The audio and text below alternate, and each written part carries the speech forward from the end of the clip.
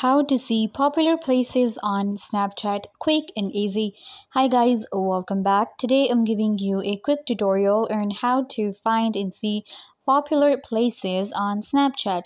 So let's get started. First, what you guys have to do is you will open up Snapchat on your mobile phone and you will get right here. So you will have to open up your profile setting, your account.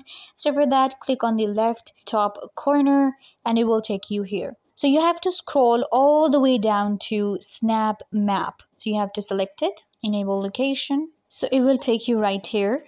You have to click on places. You can see we have different options. We have My Bitmoji, places, friends. So you have to select places from here. Alright, so now you can zoom in and zoom out on any of the place. For example, you are in this area, so you will just zoom in and it will show you all the popular places in this area. You can see like all of the different clubs and restaurants, all of the popular places. You can now check them out and find them with Snapchat.